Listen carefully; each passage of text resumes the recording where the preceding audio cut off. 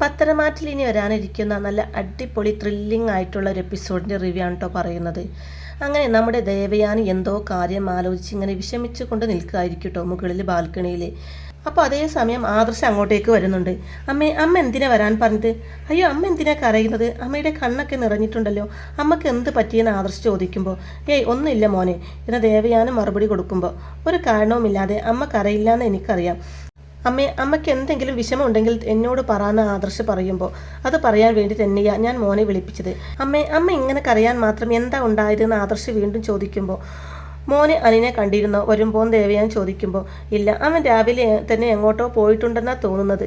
അവൻ രാത്രി എപ്പോഴാണ് വരാറെന്ന് ചോദിക്കുമ്പോൾ എനിക്കറിയില്ല അമ്മയെന്ന് പറയുന്നുണ്ട് കേട്ടോ ആദർശ് നീ ഇതൊക്കെ എന്താ മോനെ തിരക്കാത്തതെന്ന് ചോദിക്കുമ്പോൾ അവനിപ്പോൾ കൊച്ചു കുട്ടിയൊന്നുമല്ല, കല്യാണം കഴിഞ്ഞൊരു വ്യക്തിയാണ്. അവനറിയാലോ സമയമാവുമ്പോൾ വീട്ടിലെത്തണമെന്ന്.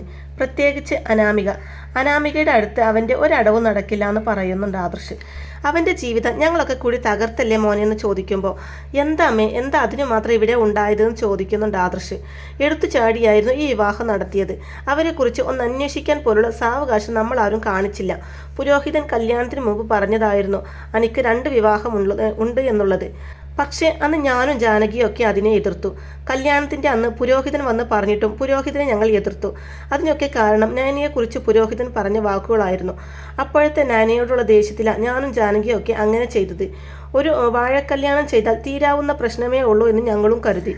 ശരിക്കും പറഞ്ഞാൽ പുരോഹിതൻ പറഞ്ഞതൊക്കെ സത്യമല്ലേ എന്നൊക്കെ ദേവയാനി പറയുന്നുണ്ട് കേട്ടോ. അമ്മ ഇതെന്തൊക്കെയാ പറയുന്നത്?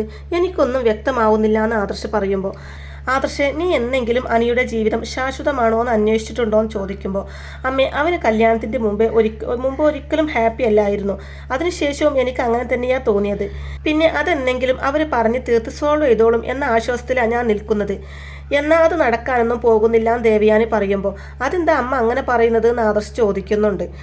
ഞാൻ ഇന്നലെ ഒരു സ്വപ്നം കണ്ടു മോനെ, അത് എൻ്റെ മനസ്സിലിട്ടുകൊണ്ട് നടക്കാൻ പറ്റുന്നില്ല. ജയേട്ടനോട് പറഞ്ഞാൽ ജയേട്ടൻ അത് എങ്ങനെ പ്രതികരിക്കുമെന്ന് എനിക്കറിയില്ല. എനിക്കാകെ പേടിയാകുന്നു. ഇപ്പോൾ ഓരോ ദിവസവും എന്ത് നടക്കുന്നുള്ള ആദ്യ എൻ്റെ മനസ്സിൽ. ഓരോ ദിവസവും അണയാത്ത തീയുമായിട്ടാണ് ഞാൻ നടക്കുന്നതെന്ന് പറയുന്നുണ്ട് ദേവയാനി. അപ്പോൾ ഇന്നലെ എന്താ നടന്നത് അമ്മയെന്ന് ആദർശ് ചോദിക്കുമ്പോൾ ഇന്നലെ ഒരു 8:30 ആയപ്പോൾ ഞാൻ അനിയെ കാണാൻ വേണ്ടി മുറിയിലേക്ക് ചെന്നിരുന്നു. പിന്നെ കാണിക്കുന്നത് അനിയുടെ മുറിയിൽ നടക്കുന്ന സംഭവങ്ങളൊക്കെയാണ് കേട്ടോ. അനി റൂമിലിരുന്ന് ഫോണിൽ എന്തൊക്കെയോ നോക്കിക്കൊണ്ടിരിക്കുകയാണ്. അപ്പോൾ അങ്ങോട്ടേക്ക് അനാമിക വരുന്നുണ്ട്. ഈ അനാമിക വരുന്നതിൻ്റെ ബാക്കിൽ തന്നെയാണ് കേട്ടോ ദേവയാനിയും വരുന്നത്. എന്നാൽ ഇവരുടെ ആദ്യത്തെ സംസാരം കേട്ടപ്പോൾ തന്നെ ദേവയാനിക്ക് ഒരു അടി മുന്നോട്ട് വെക്കാൻ പറ്റാത്ത അവസ്ഥയിലാണ് കേട്ടോ.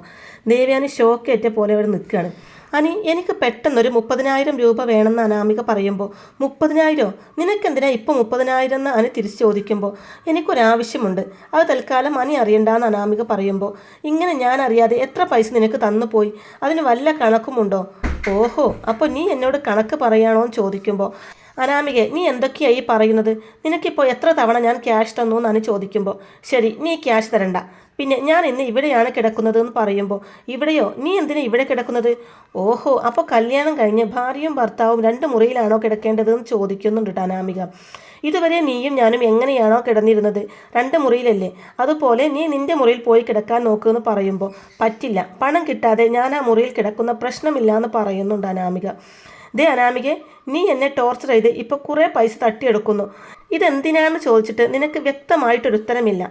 ഇനി അതിനുള്ള ഉത്തരം നീ എപ്പോൾ തരുന്നു അപ്പോൾ ഞാൻ നിനക്ക് പണം തരണോ വേണ്ടയോ എന്ന് ആലോചിക്കാമെന്ന് പറയുന്നുണ്ട് അനി. ഓഹോ അങ്ങനെയാണോ? എങ്കിൽ പിന്നെ ഞാൻ ഇവിടെ തന്നെ കിടക്കും. ഞാൻ നിൻ്റെ ഭാര്യ. എന്തിന്? പേരിൽ മാത്രമാണോ ഭാര്യ? നീ ശരിക്കും എന്നെ പണത്തിന് മാത്രമല്ലേ വിവാഹം കഴിച്ചത്? കല്യാണം കഴിഞ്ഞ അന്ന് മുതൽ തുടങ്ങിയതാ നിന്റെ ഈ പണത്തിനുള്ള ബുദ്ധിമുട്ടിക്കൽ. ഇടയ്ക്കിടയ്ക്ക് പണം വാങ്ങിച്ചു കൊണ്ടുപോകും. എന്തിനാ ഏതാന്ന് ആർക്കറിയാം? സത്യം പറഞ്ഞെങ്കിലല്ലേ അറിയാൻ പറ്റുമെന്നൊക്കെ അനി പറയുമ്പോൾ ആണോ, എങ്കിൽ പിന്നെ നീ അറിയണ്ട ഞാൻ പണം എന്തിനാ വാങ്ങിക്കുന്നതെന്ന്. അപ്പോൾ അനി ശരി, നീ ഇപ്പോൾ ചോദിച്ച പണമില്ലേ അതെനിക്ക് തരാൻ മനസ്സില്ല. കുഴപ്പമില്ല, ഞാൻ ഇവിടെ തന്നെ കിടക്കുമെന്ന് അനാമിക പറയുമ്പോൾ നീ കിടന്നോ, എനിക്കൊരു കുഴപ്പവുമില്ല. ഞാനേ പുറത്ത് സോഫയിൽ പോയി കിടന്നോളാം. എന്നാൽ ഇതെല്ലാം നമ്മുടെ ദേവയാനി പുറത്ത് നിന്ന് കേൾക്കുന്നുണ്ട് കേട്ടോ. ദേവയാനിക്ക് ചങ്കു പൊട്ടുന്ന വേദനയാണ് ഓരോ വാക്കുകൾ കേൾക്കുമ്പോഴും. ദേവയാനിയുടെ കണ്ണൊക്കെ നിറയുന്നുണ്ട് കേട്ടോ. അനി വീണ്ടും പറയുന്നുണ്ട് ഞാൻ നിന്നെ ഭാര്യയായിട്ട് കാണുന്നു പോലുമില്ല. കാരണം നീ എൻ്റെ പണത്തെ മാത്രമാണ് ആഗ്രഹിക്കുന്നത്. അതേടാ, ഞാൻ അതിനു വേണ്ടി മാത്രമാണ് വന്നത്.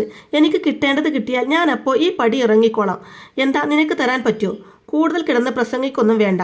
ഇപ്പോൾ പെൺകുട്ടികളുടെ ഭാഗത്താ നിയമം മുഴുവനും. എന്തെങ്കിലും കേസുണ്ടാക്കി നിന്നെ കൊടുക്കാൻ എനിക്കറിയാൻ പാടില്ലാഞ്ഞിട്ടല്ല.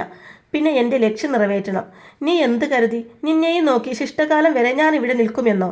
എന്നാൽ നിനക്ക് തെറ്റി. ഞാൻ നീ കരുതുന്ന പോലെ ഒരു പെൺകുട്ടിയല്ല എന്നൊക്കെ അനാമിക പറയുമ്പോൾ അതെനിക്ക് നേരത്തെ അറിയാം. പക്ഷേ എൻ്റെ വീട്ടിലുള്ളവരെ നീ നല്ല രീതിക്ക് തന്നെ മയക്കിയെടുത്തു. എന്ത് ചെയ്യാൻ പറ്റും? എല്ലാം എൻ്റെ തലവരയാ. ആ തലവര മാറ്റി എഴുതാൻ ആരെ കൊണ്ടും പറ്റില്ല. അതും പറഞ്ഞ് ദേഷ്യപ്പെട്ട് അനി പുറത്തേക്ക് പോവുകയാണ് കേട്ടോ. അപ്പോൾ അനി പുറത്തേക്ക് വരുന്നുണ്ടെന്ന് മനസ്സിലാക്കിയ ദേവയാനി ഒരു സൈഡിലേക്ക് മാറി നിൽക്കുന്നുണ്ട്. ദേവയാനിയുടെ 2 കണ്ണുകളും നിറഞ്ഞൊഴുകുന്നുണ്ട് കേട്ടോ. പിന്നീട് കാണിക്കുന്നത് ആദർശിൻ്റെ അടുത്ത് ദേവയാനി പറയുന്നുണ്ട്, ഞാൻ ഈ കാര്യങ്ങളൊക്കെ അവിടുന്ന് കേൾക്കുമായിരുന്നു മോനെ എന്ന് പറയുമ്പോൾ, അമ്മ ഇത്രയൊക്കെ സംഭവം നടന്നിട്ടും ആരെയും ഒന്നും അറിയിച്ചില്ലേ എന്ന് ചോദിക്കുമ്പോൾ, എനിക്ക് ആരെയും അറിയിക്കാനുള്ള ധൈര്യമില്ല. എനിക്ക് ആകെ പറയാൻ പറ്റിയത് എൻ്റെ മോനോടാ. മോൻ ഇതാരോടും പറയണ്ട. പക്ഷേ ആ അനാമികയുടെ ഫാമിലിയെക്കുറിച്ച് നന്നായിട്ട് അന്വേഷിക്കണമെന്ന് പറയുമ്പോൾ ആദർശ് പറയുന്നുണ്ട്, അമ്മേ കല്യാണത്തിൻ്റെ അതേ ദിവസം തന്നെ അവളുടെ അച്ഛനെ 1-2 പേര് ശല്യപ്പെടുത്തിയിരുന്നു.